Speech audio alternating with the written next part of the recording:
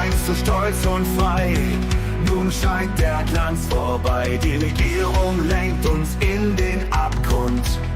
Doch wir erheben uns, gehen auf den Grund. Lügen regieren, Versprechen vergehen.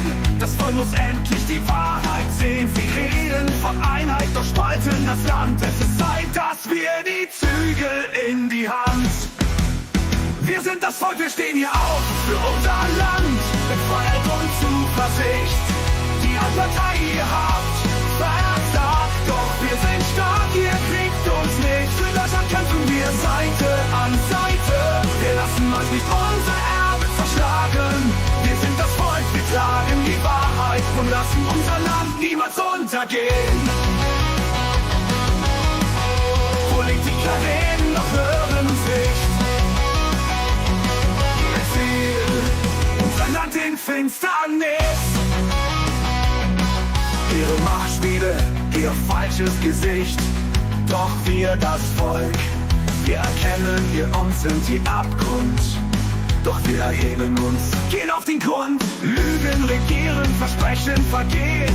Das Volk muss endlich die Wahrheit sehen. Sie reden von Einheit, doch spalten das Land. Es ist Zeit, dass wir die Zügel in die Hand. Wir sind das Volk, wir stehen hier auf für unser Land. In Freiheit und Zuversicht, die als Partei ihr habt versagt. Doch wir sind stark, ihr kriegt uns nicht. Für Deutschland kämpfen wir Seite an Seite. Wir lassen euch nicht unser Erbe zerschlagen. Wir sind das Volk, wir tragen die Wahrheit und lassen unser Land niemals untergehen. Politiker reden, doch hören uns nicht. Ihr Ziel, unser Land in Finsternis.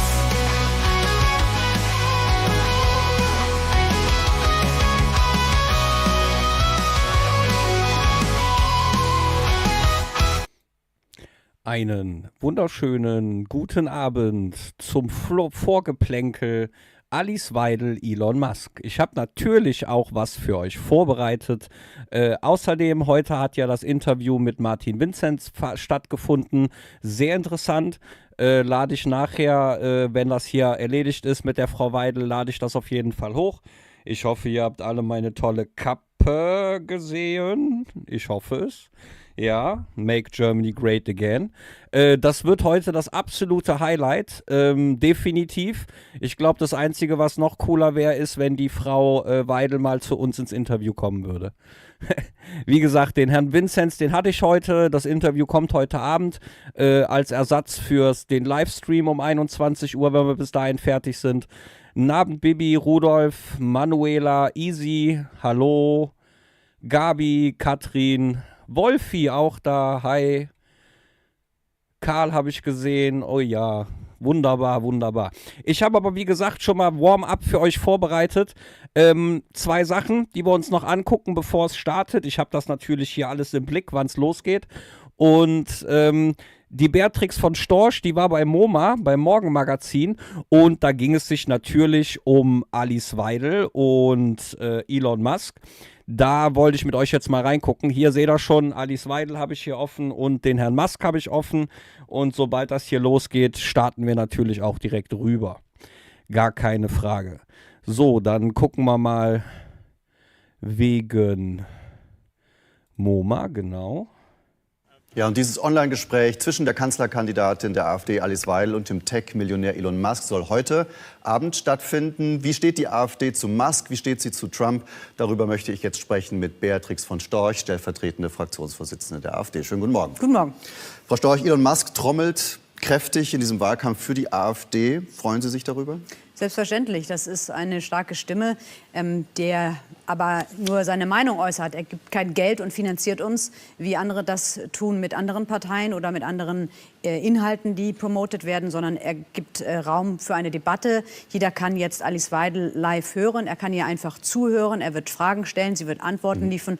Jeder kann sich sein eigenes Bild machen und hinterher seine eigene Meinung bilden. Und ich glaube, genau so soll das sein. Und wer eine andere Meinung hat und ein anderes Bild machen will, kann auch auf X gehen und kann dort selber senden. Wir haben gerade davon gesprochen, X ist eine Plattform, die jeder nutzen kann, anders als dieses Studio. Das kann ich nicht benutzen, aber X kann ich benutzen. Das heißt, ich kann meinen eigenen Space dort machen und dort selber senden. Und genau das ist, was stattfindet. Und das hat jetzt natürlich eine große Reichweite. Und insofern soll sich bitte gerne jeder selber ein Bild von der AfD und von Alice Weidel machen. Und vielleicht auch von Elon Musk, der ja eine umstrittene Figur ist und der im US-Wahlkampf zu Gewalt aufgerufen hat. Nach dem zweiten Attentatsversuch auf Donald Trump hat er Folgendes gepostet auf der Plattform X und wir können da auch mal reinschauen. And no one is even trying to assassinate Biden Kamala. Auf Deutsch, und es versucht nicht mal jemand Biden-Kamala zu ermorden. Was sagt es über die AfD aus, dass sie sich von einem Mann unterstützen lässt, der zu Gewalt aufruft? Ja, ich glaube, das ist jetzt ein bisschen platt, um ehrlich zu sein. Das, was er da gesagt hat, das teile ich in keiner Weise. Aber dass es darum ging, den amerikanischen Präsidenten tatsächlich umzubringen und hinterher er nur um Millimeter und rein wirklich zufällig überlebt hat, ich glaube, wird gar nicht richtig adressiert. Natürlich sind solche Art von Aufrufen, das hat mit uns da an der Stelle wirklich nichts zu tun. Aber es ist ja nicht platt, wenn ich danach frage, sondern es ist ja total grundsätzlich. Und die Frage stellt sich, warum distanzieren Sie sich nicht nur von der Aussage, sondern auch von Musk? Warum sagen Sie nicht mit einem Typen, sage ich mal, der im Wahlkampf zur Gewalt aufruft, möchten wir nichts zu tun haben? Nein, dieser Typ ist der Eigentümer von X. Der zu Gewalt aufgerufen hat. Ja, Sie können jetzt darauf rumreiten. Wir können die letzten Minuten dieses Gesprächs darauf fokussieren. Aber es ist genau das, was die Leute nicht mehr mögen. Und das ist, glaube ich, genau das, was die Öffentlichkeit, ich sage jetzt mal aus dem öffentlich-rechtlichen Bereich, möglicherweise stört. Alice Weidel wird ihre Sätze ausführen können. Sie wird relevante Fragen gestellt bekommen über die Zukunft von Deutschland. Was ist das Problem in Deutschland? Wie müssen wir die Migrationspolitik machen? Ja, wie müssen wir die Energiepolitik machen? Sie werden über Themen reden und es wird nicht unterbrochen werden, so wie das auf anderen Plattformen, wie beispielsweise hier passiert, sobald man über Inhalte anfängt zu reden. Wir wollen einen Politikwechsel in Deutschland. Sie wird das darstellen können. Sie wird sagen können, wir bieten den Politikwechsel an. Die CDU verspricht ihn nur, aber sie wird dafür keinen Koalitionspartner haben. Die CDU verspricht Migrationswende, aber sie wird das mit Grün und Rot nicht durchsetzen können. Und sie wird nicht unterbrochen werden. Und das ist genau der Punkt, der, ich glaube, jetzt alle wirklich nervös macht, dass es dort eine Plattform gibt, wo man die Gedanken einmal zu Ende führen kann und wo man die Menschen zuhören können, um zu entscheiden, wollen wir diese Inhalte teilen oder nicht, anstatt von 4 Minuten 2 darüber zu reden, ob Musk einen Tweet gemacht hat, der vollkommen daneben ist. Naja, weil es um Grundsätzliches geht. Und mit Ihrer Begeisterung für Donald Trump geht es ja auch um Grundsätzliches. Denn Donald Trump hat als Kandidat auch zu Gewalt aufgerufen im US-Wahlkampf. Das war auf einer Wahlkampfveranstaltung, da standen die Kamerateams vor ihm. Da hat er gesagt, er hätte nichts dagegen, wenn jemand durch diese Mauer von Fake News schießen würde, also auf Journalisten schießen würde. Wir können uns das gerade mal ansehen. Ich habe hier vor mir eine Glasscheibe. Aber alles, was wir da drüben haben, sind Fake-News-Medien.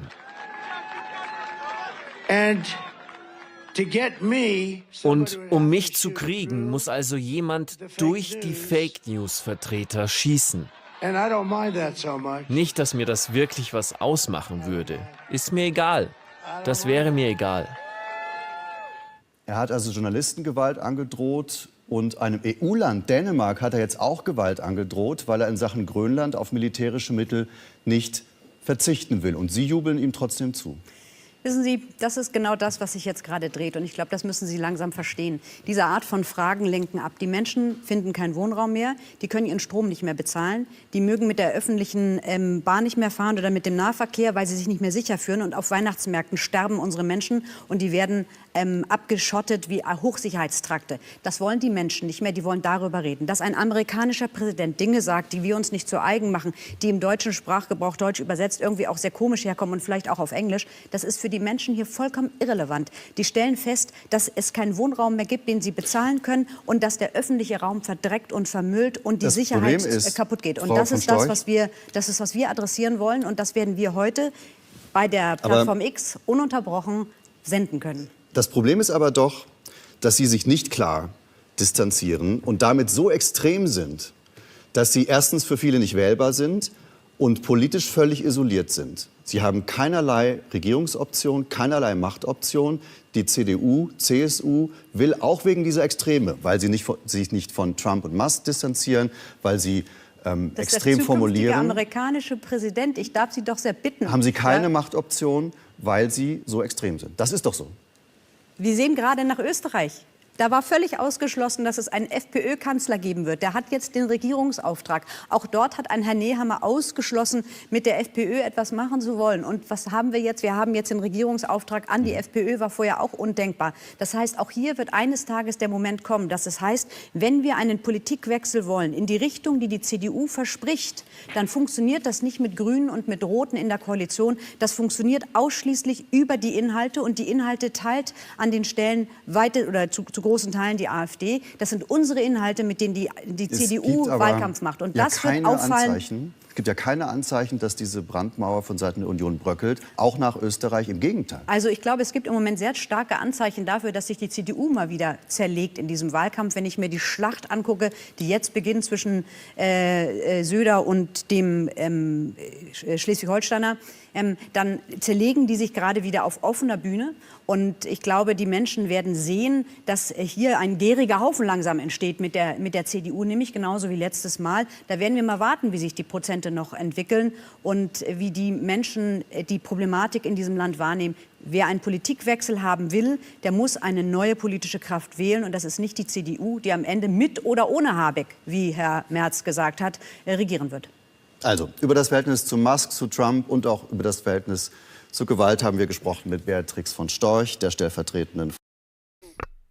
Ja, da merkt man wieder Qualitätsmedien, ne? Es ist echt der absolute Hammer, wie da Interviews geführt werden. Und dann wieder diese Kontaktschuld, wie die Beatrix von Storch auch meines Erachtens richtig gesagt hat. Wir reden hier über den zukünftigen Präsidenten.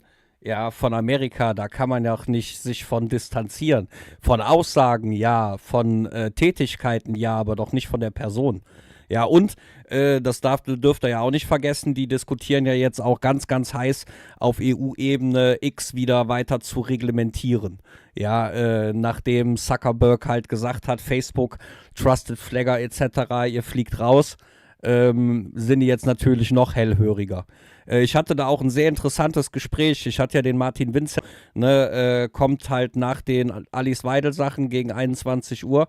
Und hier in NRW sollen jetzt 5 Meldestellen aufgemacht werden.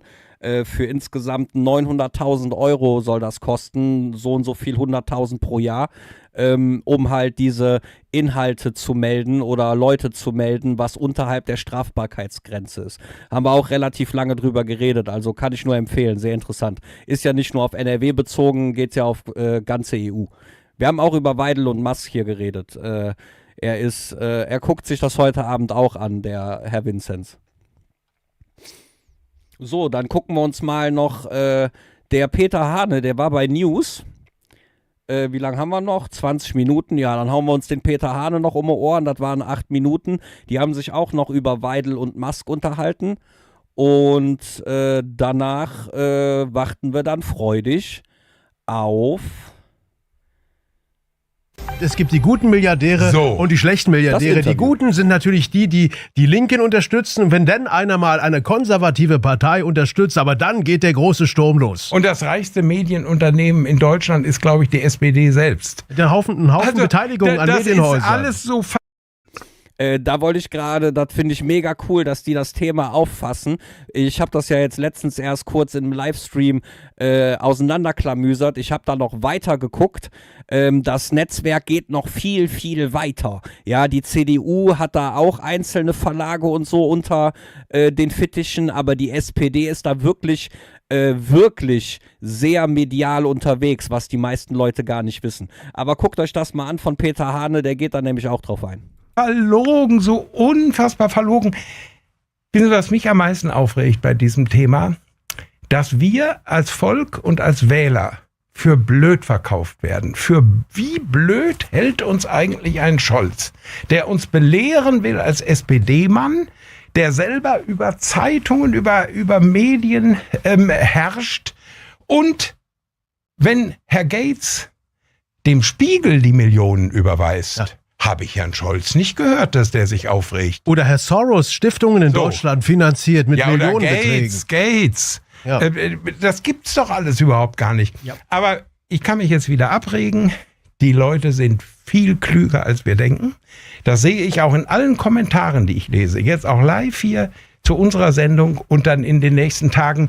Die Leute sind wach. Und das ist ja das Problem. Sie sind wach, da sagen sie was Wahres. Und dann wird im Gegenzug den Menschen die Mündigkeit abgesprochen, indem man ihnen im Grunde unterstellt, ja, wenn der Herr Musk und die Frau Weidel miteinander talken, dann ist das eine Wahlbeeinflussung. Also ich sag's mal in aller Deutlichkeit. Mir können Sie 24 Stunden am Tag erzählen von allen Kanälen, wähl die Grünen. Ich würde sie trotzdem nicht wählen. Der Bürger hat das Recht, das merkt man irgendwie, oder? Natürlich ist ja eine freie Meinung zu bilden aus verschiedensten Kanälen und dazu gehört eben auch X. Und wir kommen jetzt vielleicht mal, lieber Hahne, zum Nutzen dieses Gesprächs. Welchen Nutzen hat die AfD tatsächlich von diesem Gespräch? Darüber kann man ja auch mal sprechen. Genau, schreibt ihr mal in den Chat, was ihr davon haltet. Also, welchen Nutzen hat die AfD von diesem Gespräch? Wie gesagt, ich wiederhole mich, aber ich hatte auch ein Interview mit Martin Vinzenz eben und da haben wir auch darüber geredet. Also sehr interessante Antworten, muss man sagen. Ja, man darf ja auch nicht vergessen, ne? Nicht nur Make Germany Great Again, sondern Make America Great Again. Ne? Also, das solltet ihr ja alles auch im Hinterkopf behalten. Und mit welchen Erwartungen schauen Sie persönlich jetzt auf diesen Talk? Also ich schaue einmal und will wirklich gucken, welche Themen haben Sie überhaupt. Dann interessiert mich wirklich schon, wie schlägt sich diese Frau Alice Weidel. Das ist ja ein ganz neues Parkett auch für Sie. Und dann kann ich nur gucken, wie wird die Öffentlichkeit reagieren. Denn die AfD hat ja ein Luxusproblem. Bisher hieß es immer, Putin unterstützt die. Jetzt heißt es plötzlich, Musk und Trump unterstützen die AfD. Jetzt ist die AfD also die weltweit einzige Partei, absolut ein Unikat, die von beiden großen Weltmächten unterstützt wird. So viel Schwachsinn in der Argumentation gibt's doch gar nicht. Irgendwie ambivalent, ne? Und ich hoffe nur, und das ist meine Hoffnung, dass dieses Gespräch auch menschlich wird. Ich glaube, ein Mann wie Musk, der ja die kulturelle Frage, der ist ja nicht nur Wirtschaftsmensch. Er hat die Schulpolitik angesprochen. Er hat angesprochen, dass die Kinder nicht ideologisiert werden wollen. Er will seine eigenen Kinder nicht ideologisieren lassen. Über die Schulen haben wir auch geredet, war auch sehr interessant. Also was die CDU da in nächster Zeit geplant hat, nicht nur in NRW, sondern auch bundesweit, sollten sich die Eltern auf jeden Fall mal angucken. Der Schule und. Ich hoffe, dass das auch zur Sprache kommt. Da ich ja nun die Gelegenheit hatte, in der DDR auch die Geschichte der deutschen Arbeiterklasse intensiv im Geschichtsunterricht verfolgen zu dürfen, ist mir der rote Feldpostmeister Julius Motteler noch ein sehr guter Begriff. Übrigens einer der ersten Druck- und Verlagsleiter der Leipziger Volkszeitung. Also die Sozialdemokratie muss sich nicht darüber beschweren, dass Medienunternehmer nur gegen sie gearbeitet haben. Marx schrieb eine eigene Postille. Motteler organisierte von der Schweiz aus den Druck des Sozialdemokraten. Es gibt immer auf allen Seiten genügend Medienunternehmer, die da für eine Ausgewogenheit sorgen. Was mir aber eben auch beim Scholz nochmal sauer aufstoß, war die Unterverdachtstellung des mündigen Bürgers, dass der bei der Meinungsbildung irgendwie gelenkt werden könnte. Also solange mir etwas angeboten wird und mir keiner eine Pistole an die Schläfe hält, kann ich frei entscheiden, ob ich ein Angebot überzeugend finde oder nicht.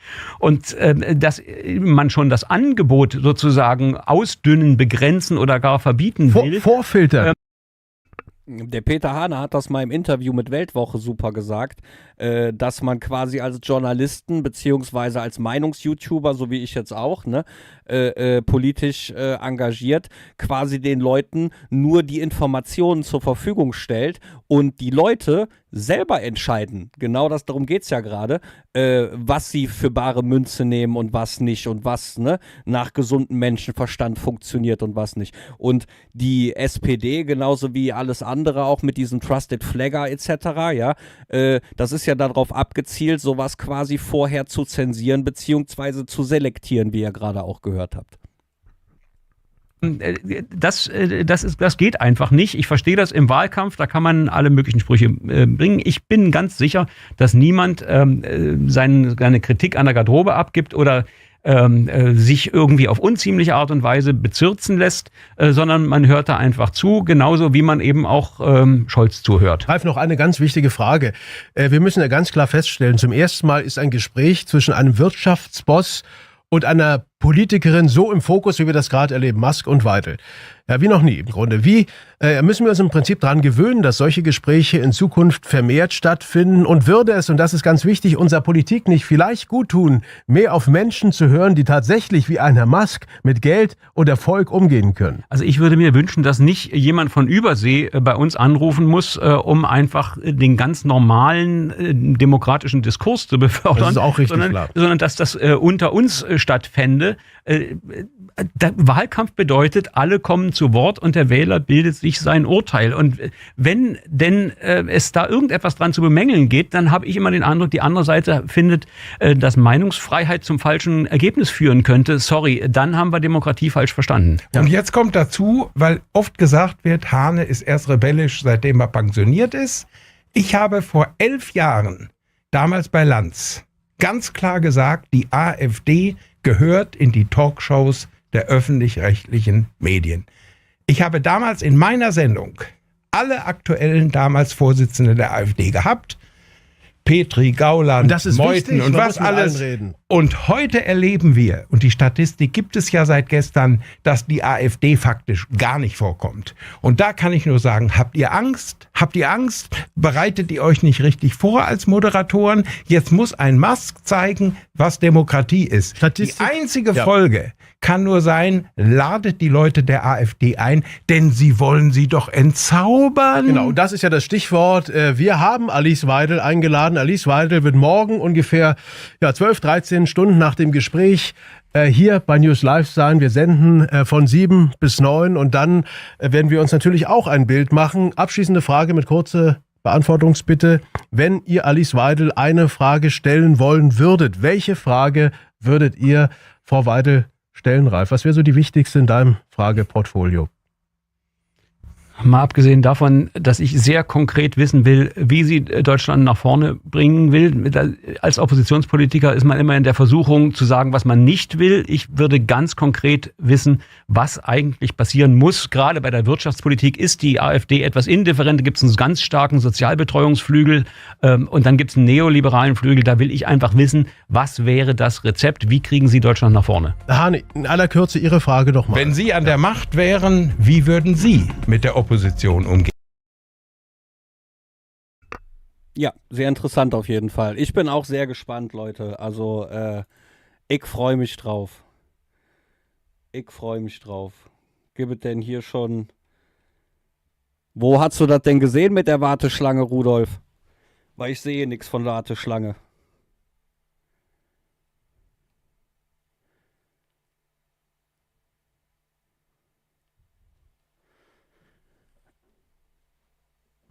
Da haben wir den Peter Hahn ist auch neutral, ja, weitestgehend würde ich sagen.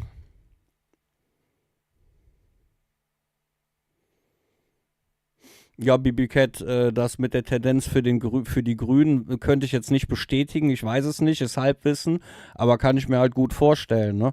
Der macht ja auch jede Menge Geld mit diesen CO2-Zertifikaten.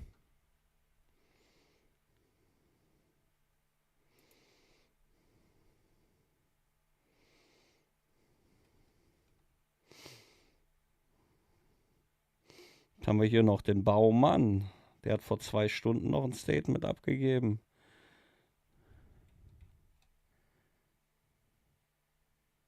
Ach, Ignaz sagt es. Ja, nicht, dass wir das hier nachher verpassen. Ne, Quatsch, war ein Witz.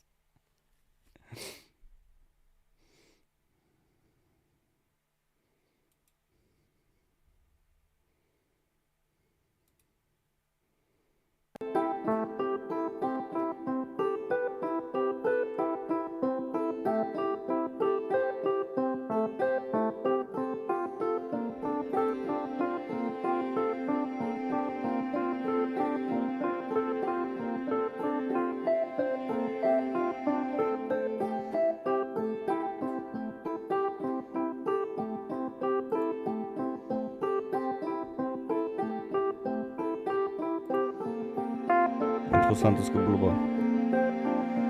Ist das das?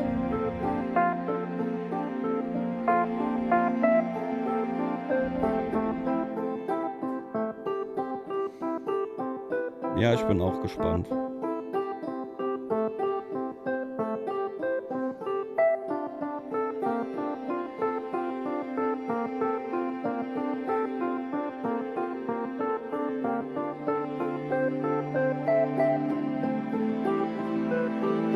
Hier gibt es auf jeden Fall noch eine Aktualisierung. Vor 43 Minuten in 45 Minuten.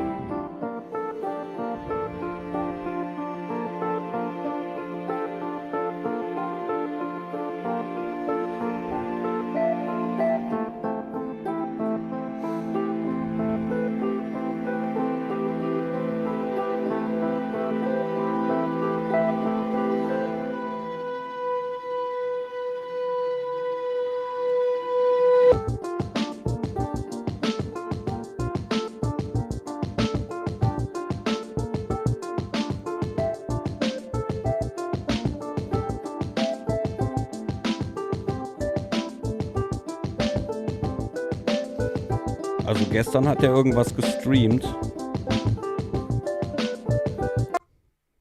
Geh mal raus.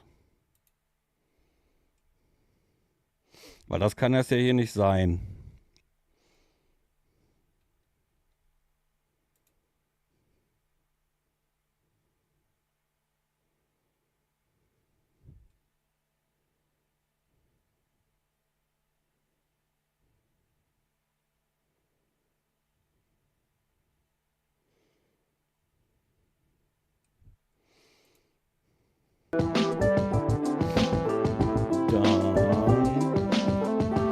Gucken wir mal kurz bei Kompakt TV rein.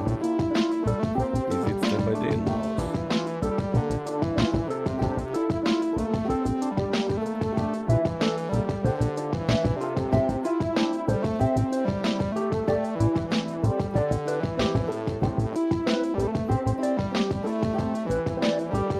Steht ja hier, eine ist am Bildschirm. Ja. Also ich halte mich jetzt nicht für so, sagen wir mal, politisch jetzt nicht so scharf, dass ich da vieles derart brillant auf den Punkt bringen könnte. Also müsste ich mich schon vorbereiten, deswegen bin ich auch keine Politikerin. Wie gesagt, nach allem, was wir an, sagen wir mal, Damen erleben durften, angefangen von Angela Merkel, Baerbock, Strack-Zimmermann, Ursula von der Leyen und so weiter, ist sie ein Stern über Europa, nicht nur über Deutschland. Ja, das ist endlich mal eine Frau, für die ich mich als Frau nicht schäme, sondern die ich bewundere, auf die ich sehr stolz bin und der ich nur das Beste wünsche, dass sie Kanzlerin wird. Hier haben wir auch eine KI-Montage und ich muss dazu sagen, ich habe die selber hergestellt. Und zwar gibt es bei X ein Programm, das heißt Grok, Ja, also künstliche Intelligenz. Ja. Und damit spiele ich immer. Und dann habe ich eingegeben, zeichne Sag mal, Weidel ach Carsten, hi, ist das überhaupt kein Videostream, den die übertragen, sondern nur Sound? Raus. Und Weiß das das hat mich einer? auch inspiriert, dass wir das in der nächsten Kompaktausgabe, liebe Zuschauer, in der Februarausgabe von Kompakt, wird so ein ähnliches Motiv der beiden auf dem Titelbild sein. Also das kann auch ein ikonisches Cover werden, wie damals Alice Weidel im Bikini. Das hat sich ja auch sonst keiner getraut. Aber okay, das sind die Spielereien, die man dann macht, um sich auf so ein Ereignis wie heute Abend vorzubereiten. Ich höre gerade von der Regie, wir haben tatsächlich im Vorfeld nur zum der Hören Sendung auf den heutigen Livestream schon fast 40.000 Zuschauer, die warten gehabt. Das gab es noch nie. Wir hatten da, glaube ich, zuletzt den Rekord bei der Wahl in... Ja gut, da bin ich ja hier richtig.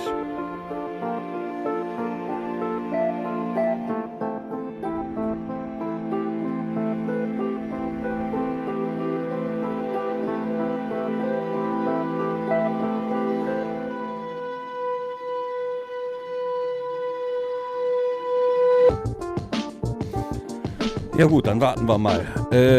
Noch kurze Info an alle, die neu gekommen sind. Ich hatte ja heute das Interview mit Martin Vinzenz, ne, von der AfD, wird nachher noch ausgestrahlt, nachdem wir hier fertig sind. Ich hatte nämlich bei der Frau Weidel gelesen, dass da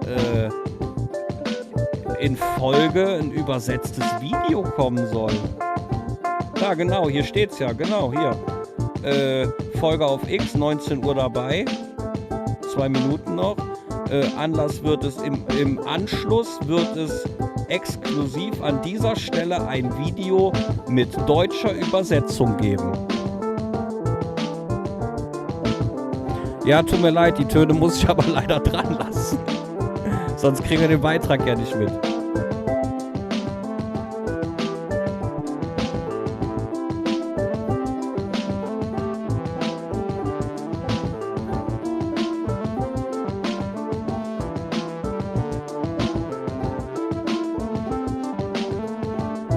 Die hätten dann aber schon als Videocall oder so machen können. Wäre ja viel interessanter gewesen.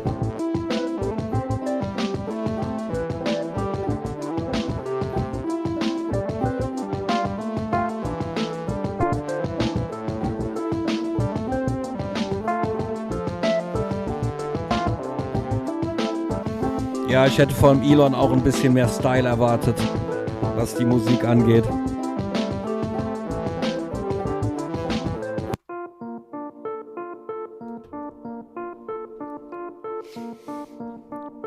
Habt ihr gehört? Gerade hat sich Musik geändert.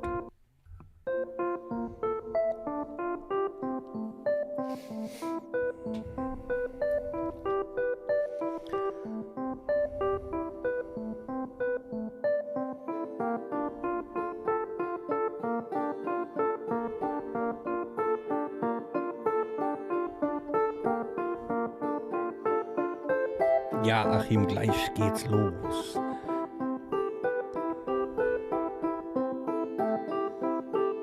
Ja, das ist richtig, Rudolf. Bei Kettler Edelmetalle hätte man sich auch anmelden können. Ich glaube auf der Webseite oder so. Die haben auch direkt eine Simultanübersetzung.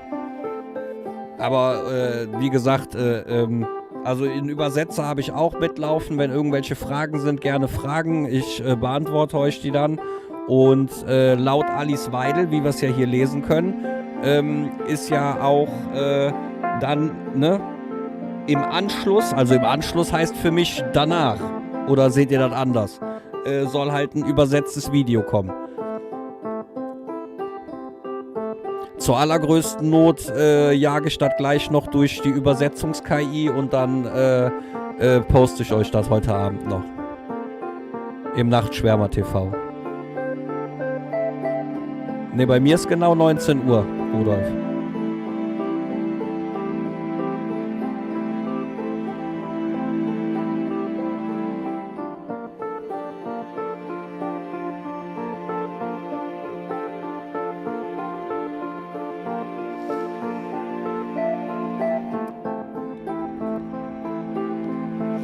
Ich bin mal gespannt, ob die Frau Weidel zur Amtseinführung von Trump auch da ist. Das wäre ja der Hammer.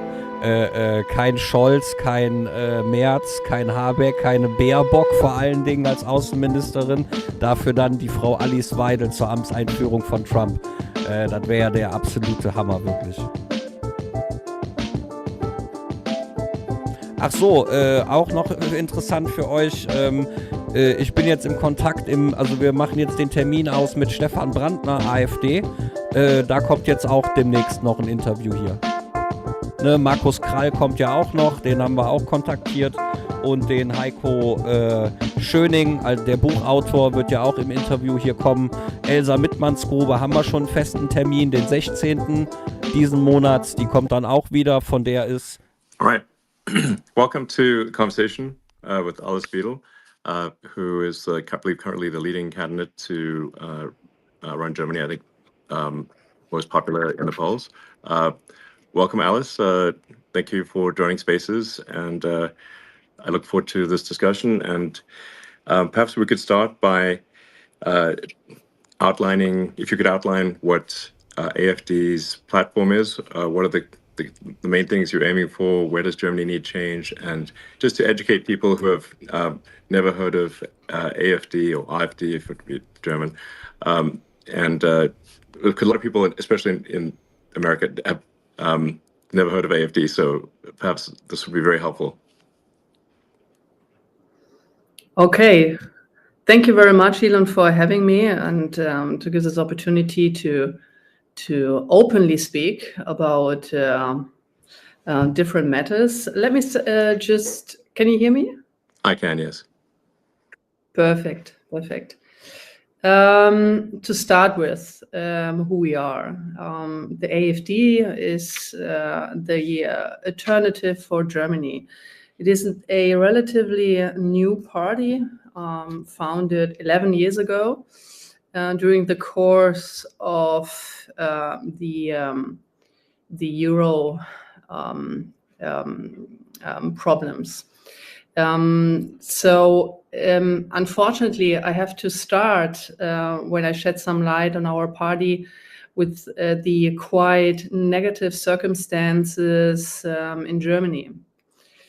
Our country is a great country with highly motivated people, but our country has been governed not in a proper way within the last 20-25 years. We had the Angela Merkel administration for 16 years, and then the so-called traffic light coalition that imploded last year, and now we're heading elections. In my point of view, Angela Merkel, the first Green Chancellor, she ruined basically our country. She enforced, without asking the people, she enforced to open our borders for illegal immigration in 2015. She wrecked and destroyed our backbone in terms of obnoxious energy policy. For the foreign listeners here in this audience, Germany is the only industrial country that unplugged the nuclear power plant. So the aim of Angela Merkel was to enforce just solar and wind energy. And you don't need to be very smart to encounter that you cannot run an industrial country with just wind and solar, because you don't have any energy and electricity when the sun doesn't shine and when the wind doesn't blow. And this is a major problem. Yeah, I mean, obviously, I'm a big fan of solar energy, but clearly, if a country is at a very high latitude, then the amount of solar power in the winter is going to be substantially reduced. And then, of course, there's a significant difference in the day-night cycle of energy usage. So a lot of power can be done with solar and with large-scale grid energy batteries. But it must be supplemented with other forms of power because there's not a lot of sunshine in the middle of winter in Germany. So the solution obviously must be a multifaceted solution where there is certainly renewables, but also there does need to be some amount of fossil fuel energy and especially nuclear. I think nuclear is very much underrated. I think it was tragic for Germany to shut down the nuclear power plants. In fact, they're very well designed, and I think that the right move is, in fact, to increase the amount of nuclear power substantially in Germany. This would be great. And I think, yes, absolutely. Yeah. Mm-hmm. Yes, absolutely. That was the reason why I wanted to shed some light on the current situation. So in order to form an opinion what our party stand for, because this is exactly what you said. We stand for a energy supply diversification. We cannot run a industrial country like Germany with a still strong manufacturing base. To tell you the truth, our manufacturing production, it peaked in 2018 and it plummeted since then due to high energy costs. And you cannot run a country like that. So therefore, we say, look, we need to be technology open, and we need to reinforce again nuclear power plants, because nuclear energy supply is carbon free, right? So Yes. therefore, we would also reduce our carbon footprint, which is obnoxiously very, very high. And this is the entire irony about it. So our governments, like the Angela Merkel government and the so-called ridiculous traffic light coalition, they enforced a green policy upon our country that doesn't work. Yeah. And we would like to go back to technology openness here. Yeah, I think that makes a lot of sense. I mean, my recommendation, and I've said this publicly before, is that Germany should not merely reopen the nuclear power plants, but substantially increase the power generation. In the same space, meaning without increasing the size of the nuclear power plant in any meaningful way, without increasing the amount of land area that it uses, you can dramatically increase the power output of a nuclear power station, because the actual core part of the power station is extremely tiny. People don't quite realize just how small the center core of a nuclear power plant is. It's like amazingly tiny, and so you can actually, in the same land area, no increased land area, dramatically increase the amount of nuclear power that any given nuclear power station is producing. You need a water source to run the steam turbines, but really far more power output is possible than people realize. And I think that the sensible solution is renewables, but with a lot of nuclear, and then to supplement where that there has to be some amount of hydrocarbon power generation to supplement where it just needs to be sensible. Yeah, absolutely. But do you know what? So just let me do just like one more example, because like wind turbines, wind energy, in comparison to nuclear power supply, is highly inefficient. Also, in terms of land use. So, for instance, I give one example just to shed some light on it. If you were to replace one nuclear power plant, let's say like Emsland nuclear power plant here in Germany, with an annual electricity production of 10 billion kilowatt per hour, with modern wind turbines, with a production of just 8 million kilowatt per hour per year, you would need 1,250 wind turbines just to replace this one power plant. And with a rotor diameter of 70 meters and the minimum distance from large wind farms, you end up around with like 100 square kilometers.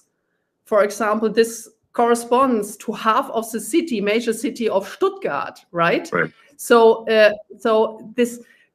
this entire thing, and just to stress the fact again, you don't need to be very smart just to do your calculations. Yes. But our energy policy. I mean, that's the crazy thing. The crazy thing is like a bunch of these energy questions. You do not need to be like a world-leading physicist. It's very basic math, like high school, less than high school level math. I'd say middle school math even. It's very straightforward, not complicated. Yes, absolutely. And then during the crisis, like during the war. Huh? Sorry? No, please go ahead. Yeah. So during the war of Ukraine, so our gas supply was just destroyed, and that actually shed some light on our severe dependence on Russian gas. And do you know what the government decided in this crisis when the energy prices skyrocketed after we were cut off of cheap energy supply from Russia? they switched off the last nuclear power plant to even more create a shortage of energy. Yeah. So either you must be very stupid or you just hate your own country. Well, isn't it? I think it's mostly the very stupid category. At least I'd like to think so. Very stupid. I mean, there's an old saying that like one should never ascribe to malice that which can easily be explained by incompetence. Yes, you're perfectly right. Now, so but yes, I actually, when I saw that Germany was turning off the power plants after being cut off from gas supplies, from Russia, I thought this is one of the craziest things I've ever seen. Just when Germany most needs electricity, yes. Germany is shutting down one of the best sources of electricity, which is nuclear power. Yes, Crazy. And completely carbon free. Yeah, crazy. It's crazy. Yeah. So I guess to summarize the two main things that AfD is aiming for in terms of change is a sensible energy policy and sensible immigration policy. Yes, exactly. So, but actually even more. So we would like if I may continue a little bit, because now it's Elon. It's a complete new situation for me. That I just can have a normal conversation and I'm not interrupted or negatively framed, how that has been in the media the case in the last 10 years, which is completely ridiculous. So what we also stand for, since we are a conservative libertarian party, so at least we see ourselves like this, but we are extremely negatively framed as a so-called extremist party by the mainstream media. So we just say, look, we need to reduce bureaucracy. We need to free our firms, our companies, the individuals of this obnoxious bureaucratic conditions here. Yeah. Do you know like how long it takes, how many days it takes to get a business permit in Germany? Just guess. As it turns out, I do, because we built. The big plan. We built a gigantic car factory, just near Berlin. So we had many challenges. I mean, this is, to be clear, like we actually had a lot of support, a lot of local support from the local government, from the national government, and despite all that support, just the sheer number of rules that the people in the government are required to follow is completely crazy, and we had to. I think it was 25,000 pages was our permit, and it had to be all printed on paper. 25,000. Yes, I think maybe more than that in the end. 25,000, and then there had to be many copies made. So it literally was a truck of paper. Because and we're like, surely we can make this electronic, isn't that better for everyone? No, not possible. You need to have that on paper in Germany. And they say, no, it has to be paper. I'm like, this is crazy. This is only a few years ago. It's not the distant past. I mean, it's like we're well into we're a quarter of the way through the 21st century. It's like, guys, let's just 25,000 actual printed pages, and then I believe every page needed to be stamped with a physical stamp. I mean, honestly, it's going to really tire somebody out to do so much stamping. Yeah. They're going to get some sort of repetitive stress injury. Yeah, they're going to get a repetitive stress injury from having to stamp so many people. Stress injuries. It's like just send them to the hospital or something. I mean, that's too much. Yeah. So, but I'm not trying to blame the sort of individuals who are doing this time, because they are just following the rules. So we have to change the rules, and there needs to be, I think, in my view, for all countries, but especially countries that have enjoyed prosperity for a long time, it is extremely important to have what I call sort of garbage collection of rules, which is to re-examine the rules and regulations and make sure that they are clearly a net good. And if there's any doubt about them being a net good, we should eliminate them, because otherwise we get to this point where everything is illegal. And so it's just absolutely crazy. Absolutely. Absolutely. And it's not only about bureaucracy, it's also about taxes. Germany has the highest taxes. Yes. Of all OECD countries.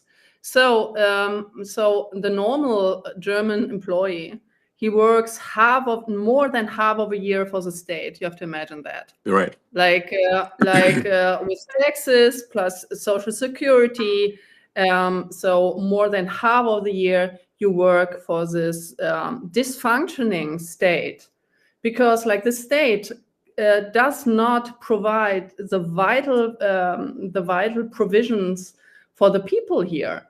So he doesn't provide for security. So we have skyrocketing criminal rates here. Right. He doesn't care about education. So we have this same insane, wokish, leftish, socialist agenda in our educational system. So the young people, they don't learn anything in school, in university, etc. So they just learn about gender studies. Are you serious? And they just, yeah.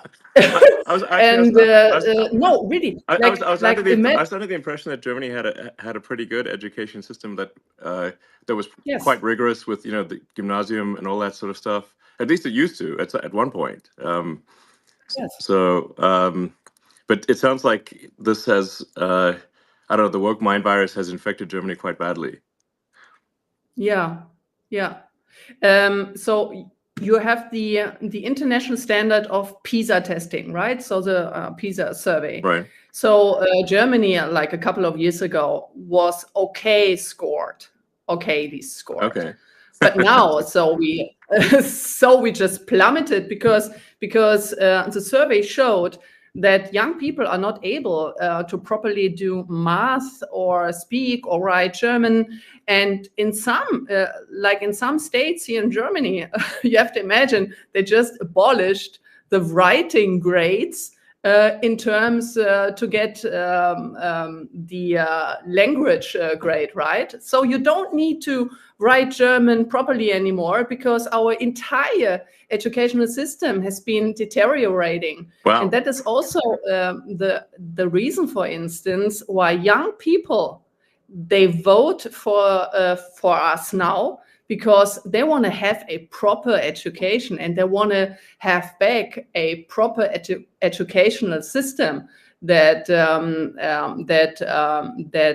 provides the young people with capabilities. And that is also the reason why so my personal opinion is that we have to go back to a merit-based system, right? So we need to go back to a merit-based incentive system and to go away from all this socialist gender things being in our educational system. Right. The families and the parents, they have the responsibility of their children. And the schools and the university, they have the responsibility to give good education and not all this woke socialist nonsensical gender stuff. Sure. No, absolutely. I mean, the whole point of going to school is to learn useful skills that help you in life, help you be productive and understand the world. Yes. Otherwise, it's not a school. It's just a propaganda institution. True. Yeah. So, okay. Well, I mean, that makes a lot of sense. So, let's see. Yeah. So maybe I can just go on, because I was just giving an example of the educational system where the state fails because our state, the government, collected in the last year a record high of income tax. So they collected around above 1 trillion, right, of euros. So it is a record high tax. Wow. But the state, they cannot handle taxpayers' money. So what do? So they just throw the money out of the window for immigration in our social system, for instance. So since 2015, just to give you some numbers and also the audience to have an idea what's going on here in Germany. So we had an influx of almost 7 million people, but these are the officially counted. So 7 million people? Wow. Okay. 7 million people of influx since 2015 officially counted. Wow. And then because the people, they just another funny numbers. Our state allows people to throw away their passports before they cross our borders that are not protected and controlled. So 57%, almost 60% of the people coming into our country through an open border, they throw away their papers. Why do they do that? Because once entered our country, our funny country, with this funny immigration policy, they cannot be deported anymore. So that's the reason why. So our state, our government, like the Angela Merkel government and the last one, they proclaimed a policy that everyone can choose to cross our border to immigrate into our social security system and cannot be deported afterwards because they threw away their passports. This is crazy. Like, how insane is that? Well, it is very insane, but that's exactly what's happened in the U.S.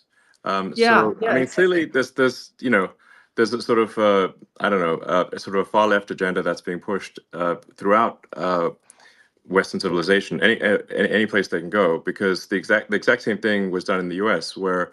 And now they're sort of calling people illegal immigrants. They call them undocumented. And the reason they're undocumented is because they threw away their passport, just like you're talking about. In fact, if you, on the Mexican side of the border in the U.S., there's a giant pile of discarded passports and driver's licenses, like a huge pile. Unbelievable. Because it's actually worse to come in with a passport than to come in with nothing. And then, just like in Germany, the Democrat government then gives massive amounts of money and support to what they call undocumented. But if they're undocumented, we actually have no idea if they are a murderer, rapist. We have no idea because they have no documents, so we can't actually tell. And so, as a result, there's been a massive influx of criminals into the U.S.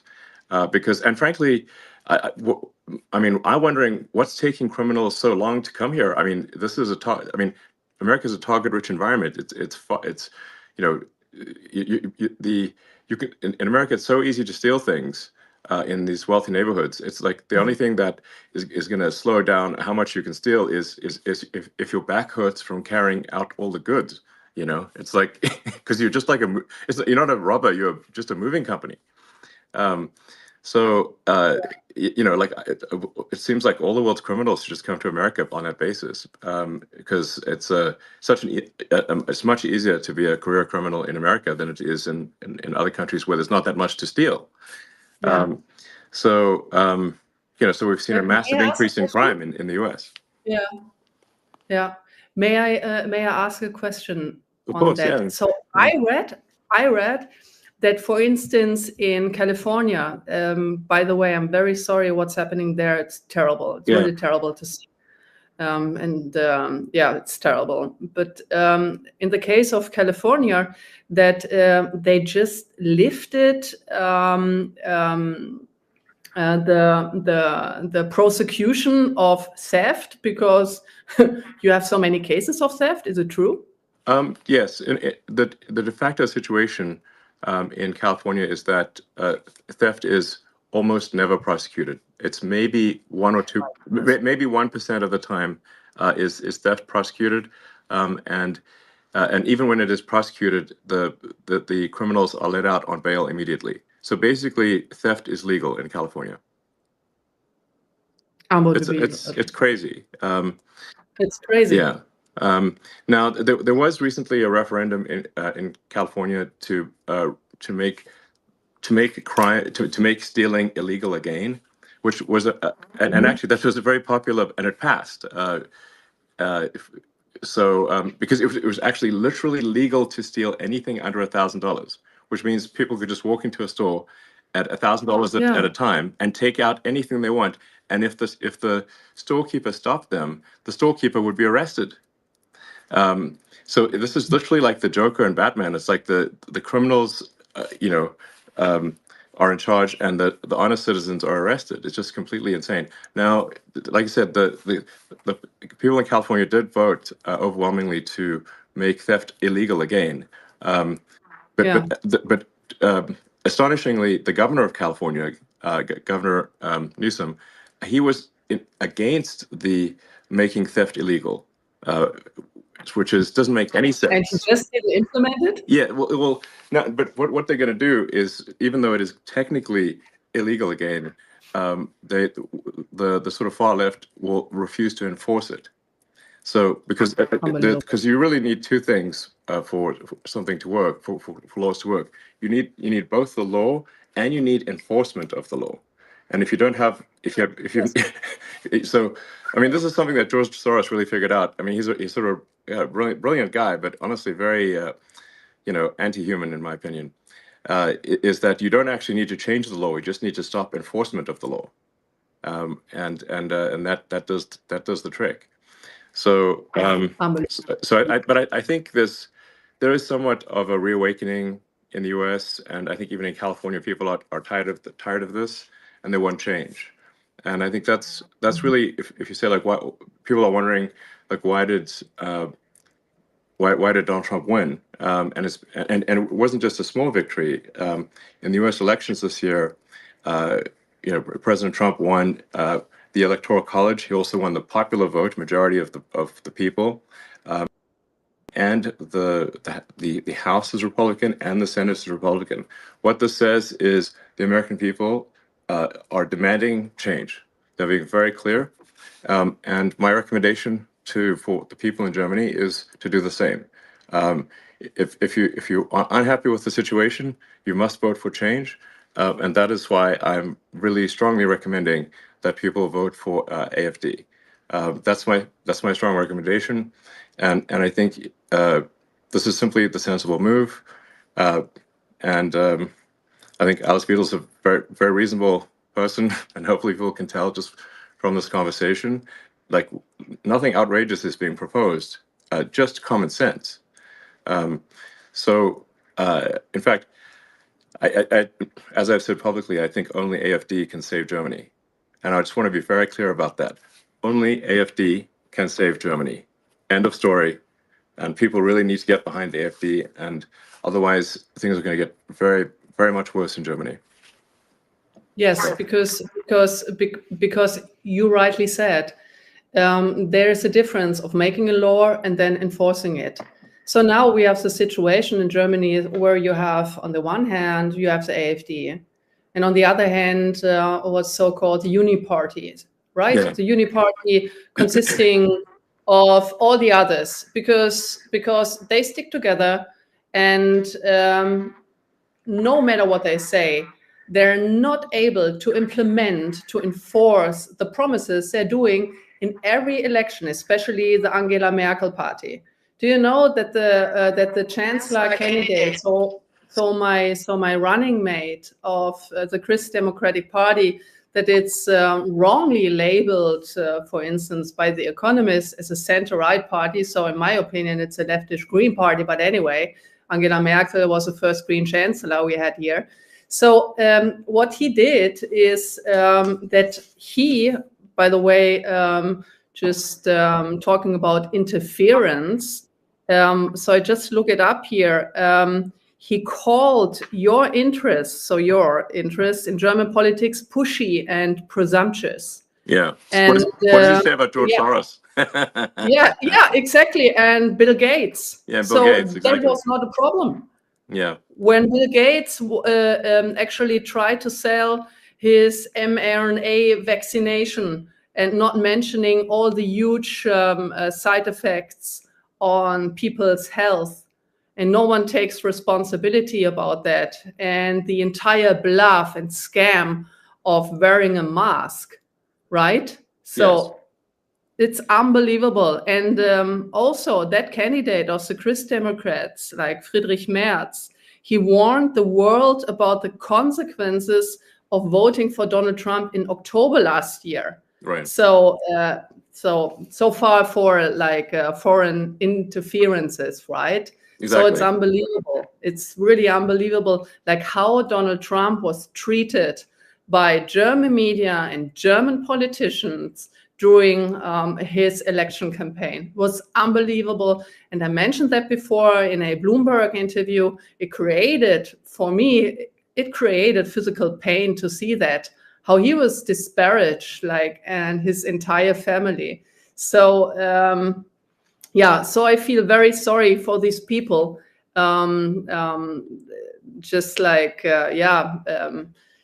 saying negative things. And now, while we talk, 150 bureaucrats of the European Union are watching us, our conversation, to enforce this ridiculous Digital Services Act that is nothing else than a censorship on free speech. But free speech, right? Yes. It's and you said it, free speech is a precondition of democracy. Yeah. If you are not able to form a proper opinion and exchange opinions and ideas, and a democracy should be a competition of the best ideas, right? Absolutely. And compromises. Yes, Yeah, exactly. Without freedom of speech, people are obviously not able to say what they want to say, and then they cannot make an informed vote. So if people are simply fed propaganda and have no access to what's really going on, then they can't make an informed vote, and then you don't have a real democracy. So that's why I say, free speech is the bedrock of democracy. There must be free speech in order for people to make an informed vote. So that's essential. And you can it's actually quite easy to tell who the bad guys are. It's like, who wants to shut down freedom of speech? They are the bad guys. It's very clear. yes. And do you know what Adolf Hitler did? The first thing, he switched off free speech. Yes. So he controls the media, and without that, he would have never been successful. Yes, exactly. Never been successful. Yes, But absolutely. this is what you do. Yeah, no, exactly. That was one of the first things he did was to control the media and imposed extreme censorship. And what he was trying to do was shut down any pro-Semitic media, anything pro-Semitic or any defense of the Jewish people was shut down. So we have to very few. For those who want censorship, I think they should be careful what they ask for, because once you institute censorship, it's only a matter of time before that censorship is turned on you, and eventually they will censor you, and that's the danger. Because people love to censor things they don't agree with, but they don't realize that one day that censorship is going to be turned on them. So absolutely. Yeah. So I mean, you mentioned, of course, Hitler and whatnot. Now, there's a lot of the media wants to portray AfD as far right, as somehow associated with Nazism or something like that. Perhaps you could address that concern, because people, when they hear sort of right wing in Germany, they naturally have a bit of a negative reaction. Yes, thank you for the question. First of all, I would like to, since I'm a economist, I would like to shed some light on the idea, when we talk about Hitler, on the idea of the National Socialists. Back then, during the Third Reich, the National Socialists, as the word says, they were socialists. Yeah, Adolf very much Hitler so. considered, They nationalized. nationalized industries like crazy. Yes, absolutely. He Yeah. was a communist, and he considered himself as a socialist. So what they did, they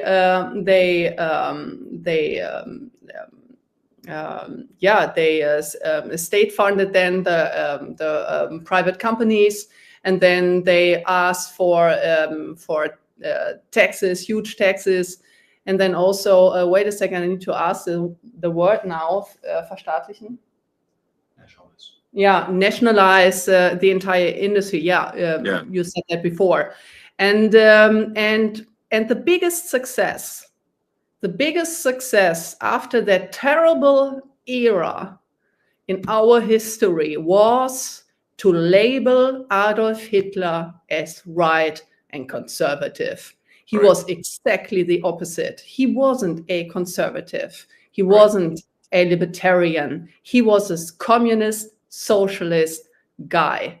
Yeah. So full stop, no more comment on that. And we are exactly the opposite. We are a libertarian, conservative party.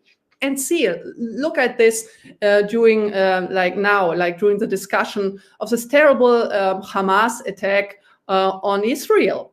So only the leftish Palestinians, they criticize the policies here. So you have a deeply vested anti-Semitism within the leftish movement. And it was always that case. Why? And Adolf Hitler, he also played with that. He played with the envy of people. Jewish people have been highly educated, very cultivated, and they were successful. There were wealthy people back in Germany then. And then he enforced the envy of the population against these people. And it was a socialist measure taken against them. Look at Stalin. Look at the Soviet Union under Stalin, the very same thing. So he was nothing else than an anti-Semitic socialist. Yeah. And we are exactly the opposite. We are a libertarian conservative party. We are wrongly framed the entire time. And we would like to free the people of the state. I want to have independently thinking people, self-confident people. I would like to have a state that is minimized to his functions, and letting the people having their freedom of speech, freedom of wealth also, like generating wealth. With these obnoxiously high taxes, the state erodes the backbone of wealth, right? So the people are not able to accumulate wealth that make them independent from the state. Right. So I would like to have independently thinking, well-educated people who have the freedom to form their own opinion. I want to have strong leaders in Germany. I don't want to have stupid, weak leaders as we had in the last couple of years, because these people cannot think straightly.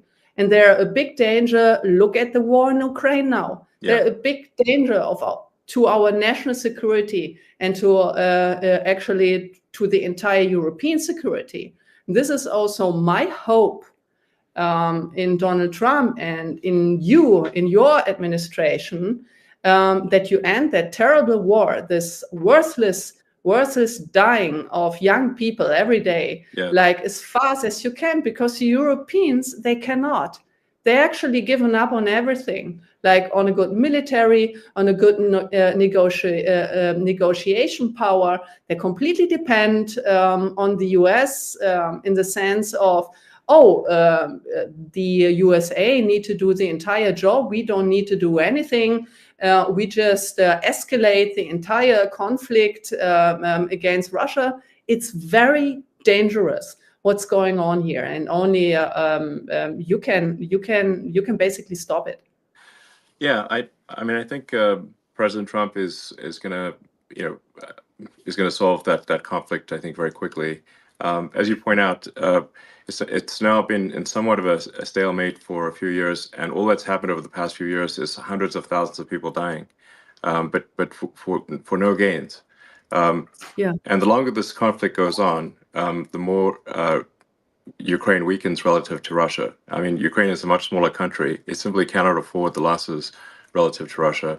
Russia has, it's just, it's this is the longer this drags on, the worse it is for Ukraine. And then you've got all these poor, men dying and for nothing. Why?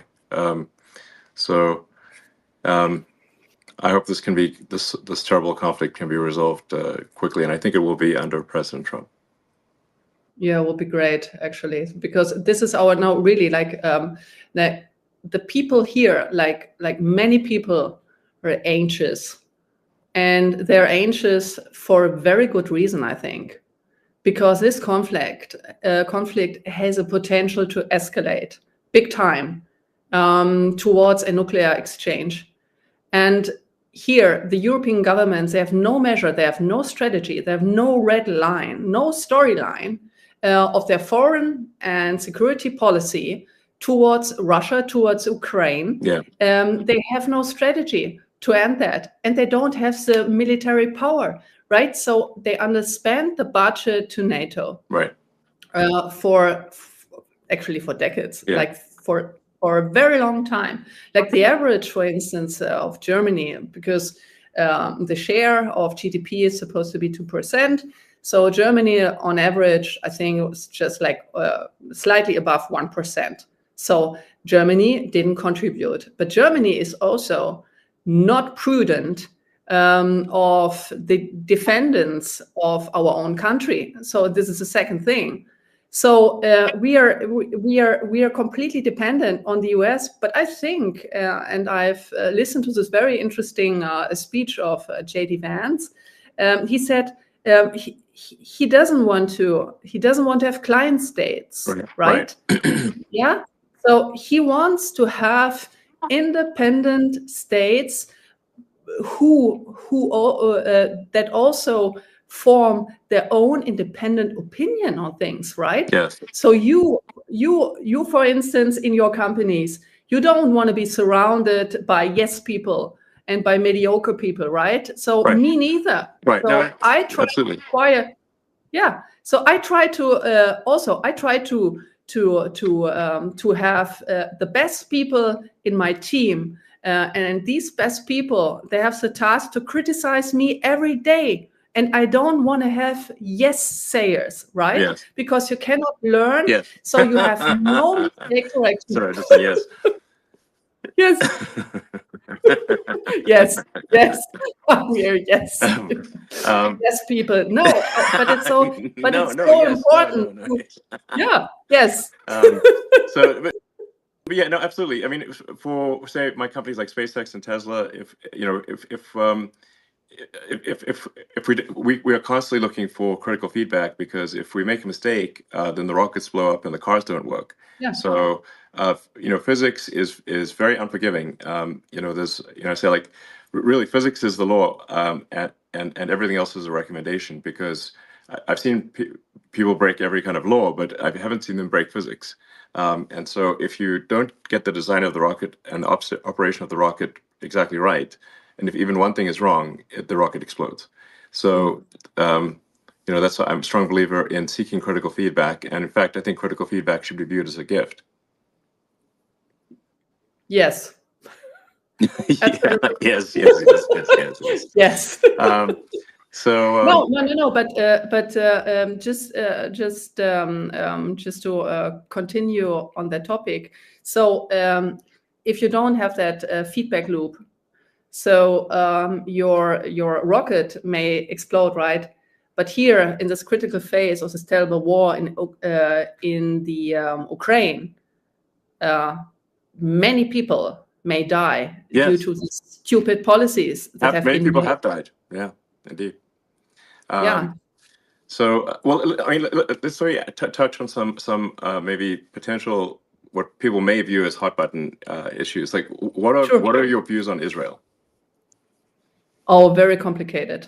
Okay, the more we have time, so. no, really, like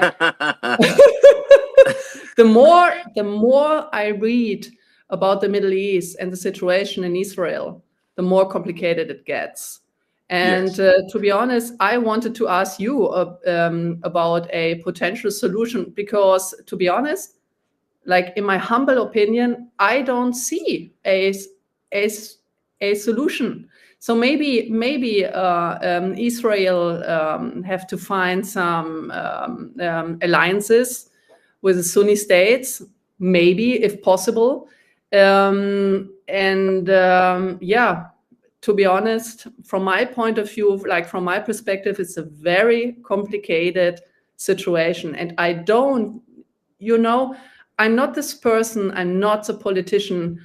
If you ask a question that I do this, blah, blah, blah. Sure. I really say what I think to do honest politics. And to be honest, I don't know. To be very frank, I don't know how to solve the conflict at this point in time, and I hope maybe you have an answer on that. Sorry for being dissatisfactory, but it's so complicated, and I want to give prudent answer. And in case of Israel, I don't know how to resolve this conflict, to be honest. Well, I guess maybe another way to say it is, do you unequivocally support the existence of the State of Israel? Yes, of course. Okay, that's what people want to know. Yeah, I'm asking questions that maybe seem very obvious, but no. Oh, yeah. Oh, yes. Now I see where this question. No, absolutely. Yeah. So we need to protect the existence of Israel. And we need to protect not only the existence of the state of Israel. I also think that Benjamin Netanyahu have made many mistakes in the past, to be honest. But we also need to take our responsibility as a German nation state to protect Jewish life, Jewish people in our country who are exposed right now to Muslim crime, right? So they are not safe here anymore. So I don't know if you saw some videos here of the streets of Berlin. I'm right now in my office in Berlin, but like with all these demonstrations of the Palestinians here, well, a Jew could not walk through the street anymore, right? And we have a huge potential of anti-Semitic crime against the Jewish people. And to be very frank here, the AfD is the only protector, and I'm saying that like very frankly, the Alternative für Deutschland, the AfD, can only be the only protector of the Jewish people within here in Germany, because the Uni-Party, all other parties, they did exactly the opposite. They let like millions of people in. They let them do crimes on our streets, like the crime rate are skyrocketing. And so the Jewish people, they leave our country. When I talk to my Jewish friends who live in Germany and in Switzerland and in France and in Austria, they were very afraid after the Hamas attack on the 7th of October, because they were afraid that they would likely to be attacked by Palestinians, by Hamas supporters, or by the Antifa, or by the leftist terrorists. I don't know. But they were very afraid, very sensitive on going on the streets. And we step up for these people, even though the opposite in the mainstream media, the opposite is claimed. Yes, but no, absolutely. This is not true. It's just a lie about our party. Yes, I think that's what I wanted to just make it clear, that the AfD is being massively misrepresented, especially in the Western media. Obviously I very much support the State of Israel, but I also believe that we want to be mindful and have empathy for civilians who are dying as well. When I've had conversations with Prime Minister Netanyahu, and I think we're largely agreed. I mean, there's three steps, which is like there's no choice but to eliminate those who wish to eliminate the state of Israel. Hamas essentially, but then and then the second step is to fix the education so that the Palestinians are not trained from when they are children to hate and want the death of Israel. So you've got to fix the education system, and then the third thing, which is also very important, is to make the Palestinian areas prosperous. This third step is very important. And this is maybe the hardest step, which is, but you have to have that third step. You have to bring prosperity. You have to help rebuild, and you have to bring prosperity. And I've had this conversation with many people in Israel. I said that third step is essential. And they've asked me, well, when has this worked? And I'm like, well, I'll give you a very big example. After World War I, the Treaty of Versailles was extremely unfair to Germany, and it created a massive amount of resentment. And the Treaty of Versailles laid the foundation with its extreme reparations laid the foundation for World War II. Without the Treaty of Versailles, Hitler would not have succeeded. True. Yes, and then, but if you look at so then the lesson was learned. So then after World War II.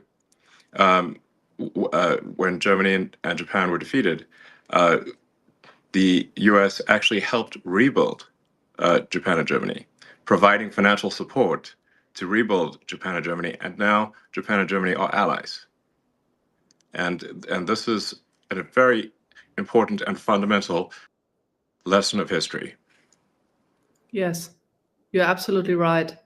When after the Hamas attack, I just opened Google Maps to have a look, okay, what is the geographic situation there? And when you see the Gaza Strip, right? It's a Gaza Strip which is just locked in, with no resources and not even water supplies. So there can be cut off a water supply and other supplies, just like instantaneously. And this construction also like just having a look like from a geographic perspective, you don't need to be very smart that this is not going to work out. And to make this area wealthy with specific measure being taken, it's a very vital first step. Yeah, I think it's essential, and it requires overriding the natural human instinct for reciprocity, which is that to basically an eye for an eye. But the problem with that, an eye for an eye, is that if you keep doing that, an eye for an eye, as the saying goes, an eye for an eye makes everyone blind. That's why I think there's great wisdom to forgiveness. You need both strength and forgiveness. But this is the only way to stop the endless cycle of violence. It's a very nice sentence. Like the eye for an eye makes everyone blind. Yeah, exactly. So, so hopefully that can be the future. That's the best future I can think of. I think there's not some other future that works. So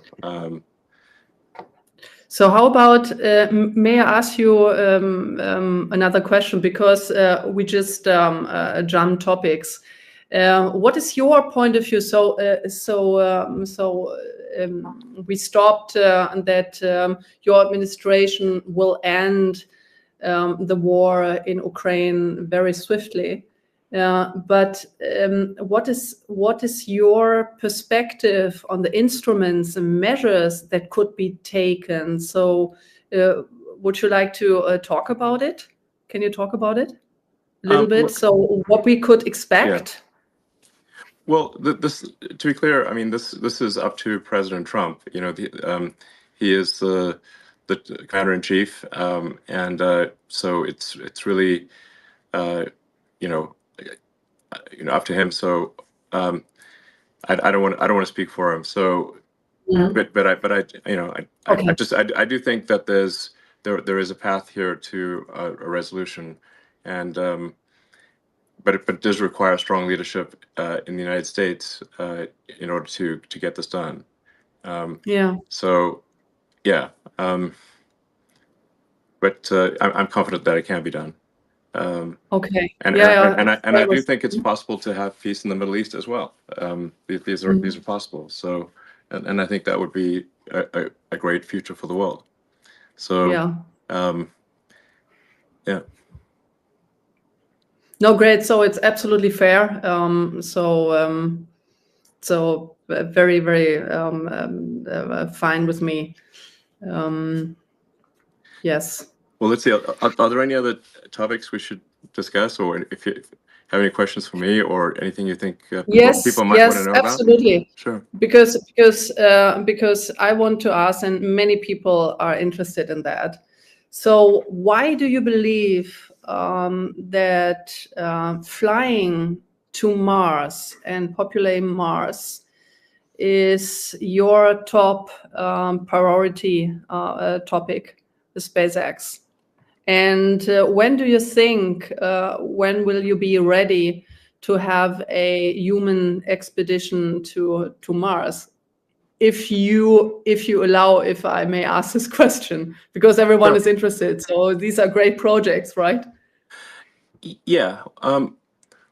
Well, I mean, I think at a very high level, I think sort of like what set of actions are going to lead to the long-term prosperity of civilization. You know, the sort of a growth in the scale and scope of consciousness. You know, to the best of our knowledge, we are the only place with life, or certainly the only place with life that is intelligent in some form. You know, a lot of people think, oh, there must be aliens, but I've not seen any evidence of aliens. If the archaeological records are correct, you know, Earth is 4.5 billion years old, but civilization, as measured from the first writing, is only about 5,000 years old, which is about 1/1,000,000th of Earth's existence. So all of human civilization is a tiny flash in the pan so far. And so we have to say, well, what steps can we take to ensure the long-term survival of life as we know it, of consciousness? And if we are a multi-planet species, the probable lifespan of consciousness is dramatically greater than if we are a single planet species. This is not to say that I think that Earth is about to die or anything like that, but there is some risk. You know, if there is a global thermonuclear war, or some extreme natural event like a giant, you know, meteor that hits the Earth that causes a mass extinction event. I mean, if we look at the fossil record, there are at least 5 extreme mass extinction events that would have just basically extinction events that would have destroyed all of humanity completely. There's 5 of them at least, and so I think if we should take this opportunity today, because for the first time in the 4.5 billion year history of Earth, it is possible to extend life and to extend consciousness beyond Earth. And that window of opportunity may be open for a short time, or it may be open for a long time. But just in case it is open for a short time, we must take advantage of this window and as quickly as possible become a multi-planet species and ensure the long-term survival of civilization. So what is your time frame for a expedition, like for the first human expedition? Well, yeah. So to be clear, what matters is not so much the sort of flags and footprints, but the establishment of a self-sustaining city on Mars, where the critical threshold is where the city can grow independent of Earth, meaning if the resupply ships from Earth stop coming for any reason, that the Mars colony does not die out. That's if we are able to reach that point, then we have passed one of the very important and fundamental Fermi great filters. There's this idea of like, well, why don't we see evidence of intelligent life? Well, there's this idea that there are these various great filters that these civilizations never pass, and one of those great filters is never going beyond your home planet. So if we can pass the Fermi great filter of being a single planet species, and to be clear, if we are a single planet species, it is just a matter of time before we are annihilated. One can argue about how long it will take, but eventually there will be something that happens that annihilates civilization. It might be very far in the future, but we simply know from the fossil record, as I mentioned, that there have been at least 5 massive natural extinction events. And I think there's added risk for humans that we could destroy ourselves, because the dinosaurs did not have thermonuclear weapons. So they also didn't have spaceships. So we've got the risk of thermonuclear war that could destroy everyone, but we also have spaceships that can make life multiplanetary. And but to answer your question more directly, I think we can send uncrewed starships to Mars in approximately 2 years. So Earth and Mars Earth and Mars align for planetary transfer roughly every 6 months. Every 2 years, every 26 months. 2 years. 2 years. Yes. So the Earth obviously takes a year to go around the sun. Mars takes approximately 2 years. And obviously one cannot go to Mars when it is on the other side of the sun from Earth.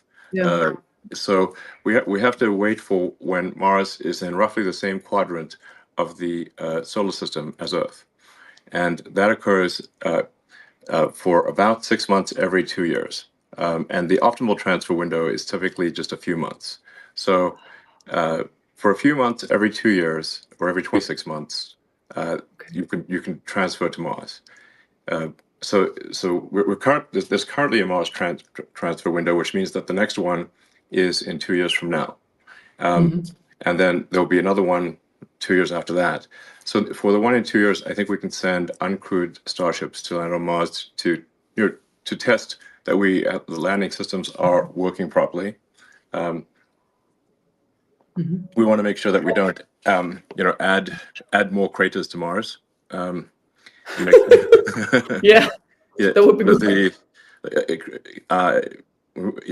The crater count increment must be 0, and once we prove that it is safe to land, then if all the ships we send in about 2 years land safely, and we think we understand the issues, then in principle that in about 4 years you could send the first people, and then Wow. the number of ships can expand exponentially from that point. I mean, as a rough order of magnitude, my guess is that we need to transport about a million tons of cargo to Mars to make it self-sustaining. When things are very uncertain, I think if you can even guess to within one order of magnitude, you're doing quite well. So I suspect probably 100,000 tons is maybe not enough, and hopefully we don't need 10 million tons. So therefore, my guess is hopefully a million tons is enough to make Mars self-sustaining. So maybe it's a million tons of cargo to the surface of Mars and about a million people or more.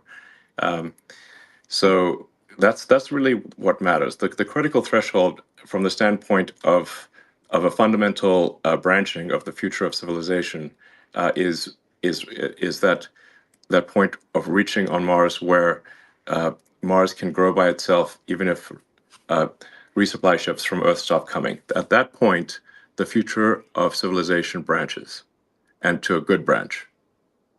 And the probable lifespan of civilization is dramatically greater. And Yes. my guess is that there will be cases where the future Martians actually come and help and rescue Earth, and when there is an emergency. Just as America has helped to rescue the rest of the world in World War I and II and the Cold War. Where would the world be if not for America helping out in those three circumstances? So I think that there's a good chance Mars helps save Earth at some point in the future, maybe many times. And then once we have a civilization on Mars, we can expand to the rest of the solar system, to the larger asteroids like Ceres, maybe to the moons of Jupiter and Saturn and beyond, at least through the rest of the solar system. And then, and then we go from being hopefully a multi-planet civilization to, at some point, a multi-stellar civilization, and we're out there among the stars. And then we can try to find out what is the nature of the universe. Perhaps when we go to and visit these faraway star systems, we will discover the remains of long dead alien civilizations. I think that would be incredibly interesting, but for sure it will greatly improve our understanding of the nature of the universe, dramatically. Absolutely. Yes. So and things that like the time scales are just remarkable to think about. Physics suggests that the universe is about 13.8 billion years old. Even the elements in our body that aren't hydrogen, like any heavier elements had to be formed in the center of a star, and so a large part of our body was actually formed in the center of a star, and that star exploded, and then the elements recondensed, ultimately billions of years later to form Earth and humans. So when you think about these timescales, they're really remarkable to think about. But a civilization that lasted 1 million years. So our civilization, like I said, I think a good metric for saying when does a civilization start, I think is maybe writing. If you're going to pick anything, I'd pick that. That's only 5,000 years ago. So for a civilization to, like, let's say, last an incremental 1 million years, that's an enormous amount of time as compared to the length of human civilization, but it's very small compared to the age of the universe. You'd have to go 3 digits past the decimal point of 13.8 billion years just to increment 1 million years. So I think we may find when we go out there and explore these star systems that there were alien civilizations. Maybe they lasted for millions of years, much longer than we've lasted. And I think any civilization that can last 1 million years is going to be in the Hall of Fame. That's an incredibly long time. Anyway, and I think as for humanity, we don't want to be one of those lame one-planet civilizations. Like, any self-respecting civilization should have at least 2 planets. So that's what we should aim for. Wow. If you so you just said that the human body comprises of elements of an exploded and then reordered elements, right? So do you think that this coincidentally happened, or do you believe in God? I'm just curious. Because many people say, okay, this cannot have been a coincidence. That cannot, right? So it just could have been God. So do you believe in God? Well, I'm open to believing in things proportionate to the information that I receive. So I guess I have sort of a physics view of reality, which is, I guess I'm trying to understand the universe as much as possible to understand what's going on. I'm certainly open to the idea of God, and if you say, like, well, where did the universe come from? How is it created? I suppose there would be some entity that you could call God. I don't know. But that's a separate question from, say, is there some entity that is observing our daily actions and rendering a moral verdict on what we do from day to day? that doesn't appear to be the case because, at least there's some very evil things that happen in the world. And if there's someone observing us on a moral basis continually, then it does seem odd that some very evil things are allowed to occur. But maybe that is the case. I don't know. I try to form my opinions based on what I learn, and as I learn more, I aspire to change my views to match what I learn. Yeah, same here. To be honest, I'm still on a search. I don't know what to believe. So it's called maybe a agnostic. And but it's very interesting to see how the world and also the universe evolved. It was incredibly interesting to listen to your visions. It's quite a vision for every one of us. Yeah, I would say that what I have is a philosophy of curiosity. So I'm curious about the nature of the universe, and I would say I subscribe to the Douglas Adams school of philosophy that was described in the Hitchhiker's Guide to the Galaxy. In that book, the Earth was sort of a giant computer that was trying to answer the question, what is the meaning of life? And then it comes back with 42, and they're like, what does 42 mean? And it's actually the answer is the easy part, and the question is the hard part. That was actually quite an illuminating thing for me, because I had a sort of an existential crisis when I was, 12 or 13, about the meaning of life. And I read many of the religious texts and the books on philosophy. It's like reading Schopenhauer, Nietzsche, and whatnot, which is a bit depressing if you're to read as a child. Ultimately, why?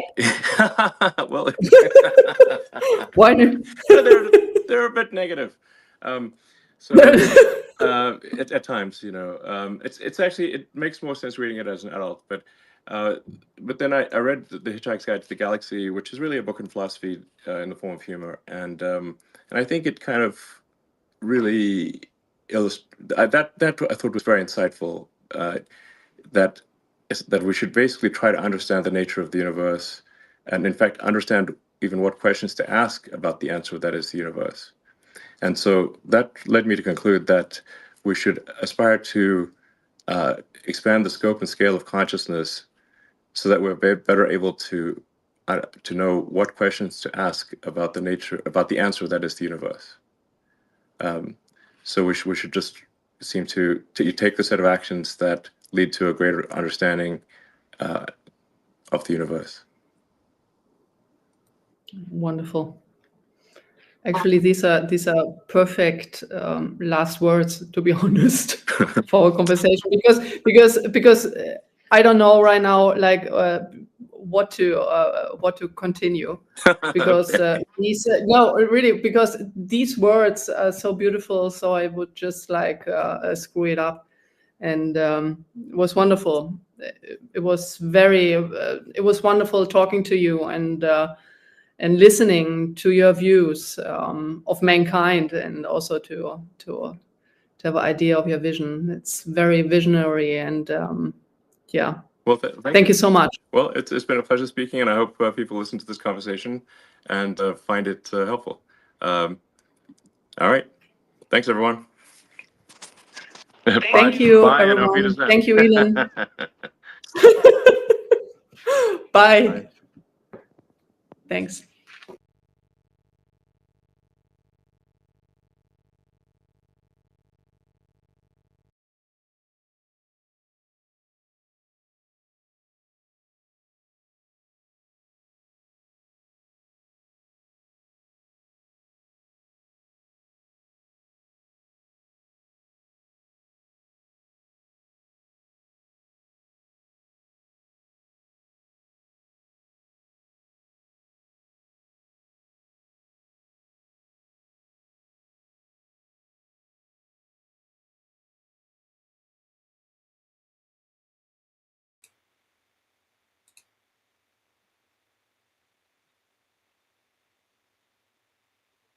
Das kann alles nicht wahr sein.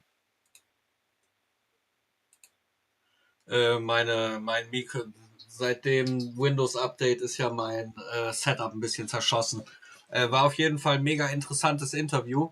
Also das ging ja nachher noch richtig ab mit dem Mars und sowas. Und ich hatte das eben gelesen, ja, die haben sich über die Ampel lustig gemacht und war ja am Anfang auch Atomkraft, Energiepolitik, Israel, da sind ja jede Menge Sachen angesprochen worden. Das ist ja der Wahnsinn. So ein Interview, so ein Gespräch wird man sich mal in den Öffentlich-Rechtlichen wünschen. Dann hätte diese Gebühr auch irgendwo mal eine Daseinsberechtigung. Ihr habt ja vorher, das ist ja mit einer der Gründe, warum ich das auch gezeigt habe. Ihr habt ja am Anfang das von Frau Storch gesehen, wie der da mit der wieder umgesprungen ist, was der da für Fragen gestellt hat, beziehungsweise nicht für Fragen gestellt hat.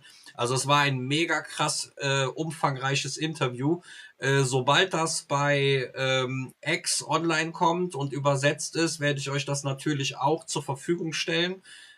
Falls das jetzt bis morgen Abend nicht zur Verfügung steht, werde ich selber übersetzen, beziehungsweise das von Kompakt kann man sich ja auch angucken, hab da ja alles schon reingeschrieben. Ja, war auf jeden Fall, wie gesagt, ein super Gespräch. Ich bin auch mal gespannt, was die Medien draus machen. Die Mainstream-Medien, bin wirklich sehr interessiert. Leute, denkt dran, um 21 Uhr startet noch die Premiere mit dem Martin Vinzenz Interview von heute Nachmittag. Wir hatten ja um 2 Uhr ungefähr 3/4 Stunde haben wir ein Gespräch gehabt. Und dann nach dem Interview startet auch noch Nachtschwärmer TV. Wir machen mit der Corona-Aufarbeitung weiter. Ja, gestern war ja Bhakti und heute geht's mit anderen Leuten weiter. Leute, ich danke euch fürs Einschalten. Ich mache wieder Musik an, dass ihr euch voneinander verabschieden könnt. Wir sehen uns dann morgen um 21 Uhr live wieder. Bis morgen, ihr Hübschen. Danke.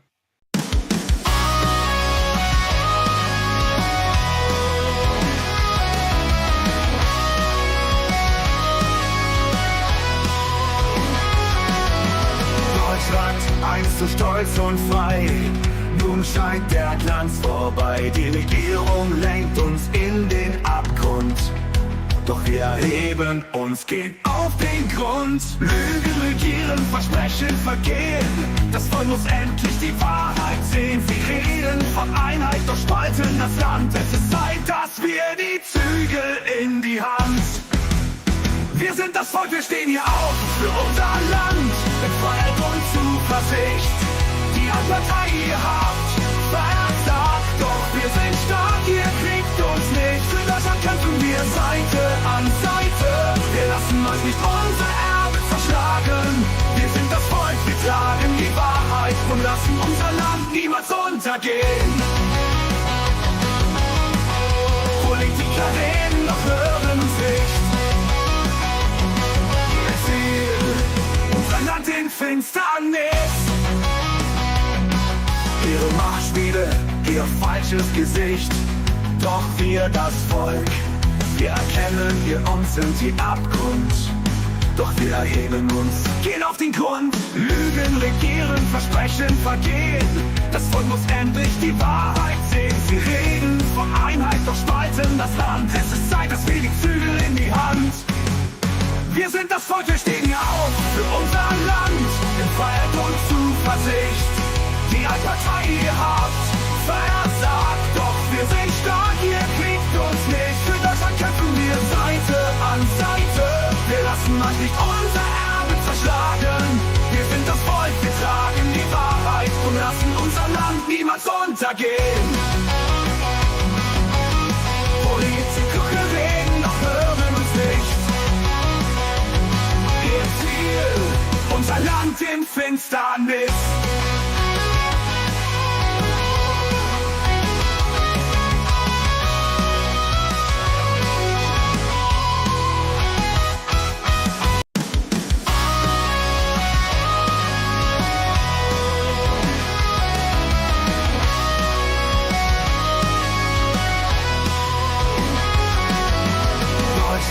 Einst so stolz und frei, nun scheint der Glanz vorbei. Die Regierung lenkt uns in den Abgrund.